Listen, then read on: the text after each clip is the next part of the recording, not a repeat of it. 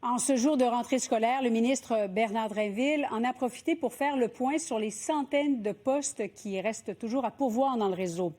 Pendant ce temps, à Montréal, c'est sous un soleil radieux qu'élèves et enseignants avaient rendez-vous dans la cour d'école. Andy Saint-André. À l'occasion de la rentrée scolaire pour des milliers d'élèves au Québec, le ministre de l'Éducation, Bernard Drinville, a cherché à se montrer rassurant en se présentant devant les journalistes ce matin. Je ne suis pas jovialiste. Je sais qu'il reste des enjeux, puis dans le domaine de l'éducation, des défis, on n'en manque pas.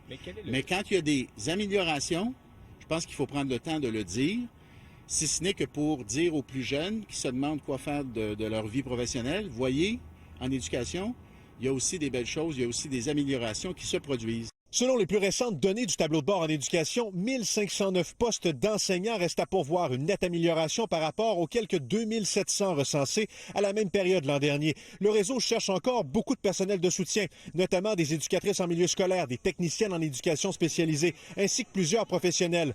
Dans les rues de Montréal, de nombreux élèves affichaient un large sourire pour cette rentrée. La présence policière était aussi marquée. Le chef du SPVM s'étant même déplacé pour constater la situation.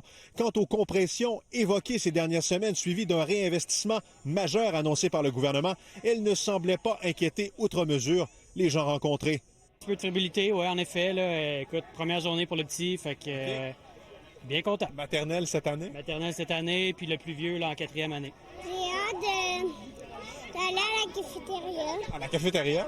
Ouais. J'ai hâte de voir ma classe. J'ai hâte de voir mes nouveaux amis. En fait, ça a demandé beaucoup de travail parce qu'effectivement, vous l'avez dit, là, il y a eu quand même des allers-retours en termes de budget. Je peux vous dire que pour le CSSDM, on a été capable de maintenir le même niveau de service puis le même niveau de budget dans l'ensemble de nos établissements. Donc, on repart comme si on était l'an passé. Difficile de connaître le nombre d'enseignants qui ont été embauchés sans brevet. Des chiffres détaillés seront présentés cet automne. Andy Saint-André, TVA Nouvelles, Montréal.